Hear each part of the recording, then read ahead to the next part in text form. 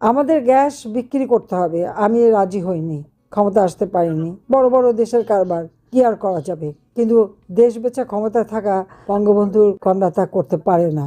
নীতি আদর্শ নিয়ে আমরা রাজনীতি করি। শুরু হলো দুঃশাসন। বিএনপি জামাত জোটের সরকার এই দেশটাকে দুর্নীতি, স্বজনপ্রীতি, জঙ্গি, সন্ত্রাস, বোমা হামলা, গ্রেনেড হামলা, নানাভাবে দেশটাকে ধ্বংস করলো। এমার্জেন্সি ডিক্লেয়ার হলো। সবার আগে কিন্তু আমাকে গ্রেপ্তার করলো। আমি প্রবাসীদের ধন্যবাদ জানাই, তখন সকলেই প্রতিবাদ করেছিলেন। যা হোক, এরপরে 2008 নির্বাচনে আওয়ামী লীগ জয়ী হয়ে ক্ষমতা আসে। 2009 সালে আমরা সরকার গঠন করি। 2009 থেকে 2024 বাংলাদেশের জনগণের জন্য স্বর্ণযুগ ছিল। বাংলাদেশ দেশ, আমরা দারিদ্র বিমোচন করতে সক্ষম হই, অতি দারিদ্র বিমোচন করি, সাক্ষরতার হার বৃদ্ধি করি, চিকিৎসা সেবা জনগণের দৈর্ঘ্যে পৌঁছে দিই। যুব সমাজের জন্য আমরা ডিজিটাল বাংলাদেশ গড়ে তুলি, কর্মসংস্থানের ব্যাপক ব্যবস্থা করি, অর্থনীতিকে শক্তিশালী করি। যেখানে 2006 সালে বিএনপির আমলে জিডিপি ছিল মাত্র 70 বিলিয়ন ইউএস ডলার, সেখানে 2023 সালেই আমরা 450 বিলিয়ন মার্কিন ডলারে আমাদের অর্থনীতিকে শক্তিশালী অর্থনীতি হিসেবে গড়ে তুলি। সারা বিশ্বে 33তম শক্তিশালী অর্থনীতির দেশ হিসাবে আমরা প্রতিষ্ঠিত করি। দক্ষিণ এশিয়ায় আমরা ছিলাম দ্বিতীয় শক্তিশালী অর্থনীতির দেশ। আবার চক্রান্ত শুরু। 2024 সাল 5ই আগস্ট সেই চক্রান্ত করা হলো। আমার তো দেশ ছেড়ে যাওয়ার কথা না, যা হোক, যাই না, আল্লাহর কি ইচ্ছা দেশ ছেড়ে যেতে বাধ্য হলাম। আমি বাধ্য হলাম মানে কি, আমার অজান্তে আমাকে নিয়ে আসা হলো। আমি তো টুঙ্গিপাড়া চলে যেতে চেয়েছিলাম, কিন্তু তারপর থেকে দেশে কি অবস্থা আজকে। বাংলাদেশে উন্নয়নশীল দেশের মর্যাদায় উন্নীত করেছিলাম, তা শেষ হয়ে গেছে। জাতিসংঘের আমরা এসডিজির বাস্তবায়ন শুরু করেছিলাম, সেটাও বন্ধ। আমাদের এখন মাথাপিছু আয় কমে গেছে। যেখানে আমি 2794 মার্কিন ডলার উন্নীত করেছিলাম, আজকাল মানুষ একবেলা, একটা দিনমজুর রিক্সাওয়ালা বা কৃষি শ্রমিক যা কামাই করে একবেলা খাবার জোটাতে পারে না, কিন্তু আওয়ামী লীগ আমলে 4 বেলা খাবার জোটাতে পারতো। যুব সমাজ কাজ পায় না, একটার পর একটা ইন্ডাস্ট্রি ধ্বংস করেছে, আগুন দিয়ে পুড়িয়েছে। আজকে লক্ষ লক্ষ শ্রমিক বেকার। গার্মেন্টসের অর্ডার, যে গার্মেন্টস আমরা বিশ্বে দ্বিতীয় স্থানে ছিলাম গার্মেন্টস রপ্তানিতে, আজকে সেটা আর নাই। অনেক অর্ডার অন্য দেশে চলে গেছে। অর্থনীতি ধ্বংস। সামাজিক নিরাপত্তা কর্মসূচির সমস্ত টাকা পয়সা ওই বিএনপি, শিবির, জামাত সব লুটে খাচ্ছে। একটা হচ্ছে বিশ্ব বাটপার ইউনূস, আর একজন হচ্ছে গ্রেনেড হামলাকারী খাম্বা তারেক। লুটে খাচ্ছে দেশটাকে। আজকে গরিবের মুখের গ্রাস কেড়ে নিয়েছে। বয়স্ক ভাতা, বিধবা ভাতা, প্রতিবন্ধী ভাতা, আমরা যত ভাতা দিয়েছি সবই টাকা লুটে খাচ্ছে। মানুষের ঘরে খাবার নেই, মানুষের আয় রোজগার নেই, মানুষের জীবনে হাহাকার। বিদ্যুৎ, আজকে ঘরে ঘরে বিদ্যুৎ দিয়েছিলাম, বিদ্যুৎ নাই। কৃষক সার পায় না, 5 সার কারখানা বন্ধ। এইভাবে একটা দেশকে ধ্বংসের দিকে নিয়ে যাওয়া যায়, এটা কল্পনাও করা যায় না। কিন্তু ইউনূস তাই করেছে, কিন্তু তার ব্যবসা বাণিজ্য ঠিকই আছে। যারা খুন করে, যারা অগ্নিসন্ত্রাস করে, তাদের দায় মুক্তি, আর মামলা দেওয়া হয় আমাদের বিরুদ্ধে, আওয়ামী লীগের বিরুদ্ধে।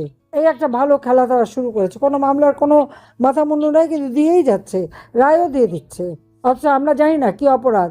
কোনোদিন কোনো এতটুকু কোনো কাগজপত্র আমাদের পাঠানো হয় না, কিন্তু আমাদের উপরে জুলুম চলছে, সবার উপরে, প্রত্যেকটা আওয়ামী লীগ নেতাকর্মীর উপরে। কত আওয়ামী লীগকে হত্যা করবে তারা? তারা মনে করেছে কি আওয়ামী লীগ হত্যা করলেই হত্যা হয়ে যাবে, আওয়ামী লীগ নিষিদ্ধ করলেই নিষিদ্ধ হয়ে যাবে? আওয়ামী লীগ নিষিদ্ধ করবার তাদের কোনো অধিকার নাই, কারণ অবৈধভাবে, অসাংবিধানিকভাবে ক্ষমতা দখলকারী। আওয়ামী লীগ জনগণের ভোটে নির্বাচিত, জনগণ দ্বারা গঠন করা সংগঠন। কোনো অবৈধ ক্ষমতাধারী পকেট থেকে এই সংগঠন গড়ে ওঠে নাই। এটা তাদের জানা উচিত, বোঝা উচিত। তারা নিষিদ্ধ করে, তাদের কি রাইট আছে? বরং তারাই তো নিষিদ্ধ। তাদেরকে অধিকার দিয়েছে। জনগণের ভোট চুরি করে 12ই ফেব্রুয়ারি 2026 ইলেকশন করলো। দিনের ভোট রাত না, আগের দিন সন্ধ্যা হয়ে গেছে। সান্ধ্য ভোটে নির্বাচিত।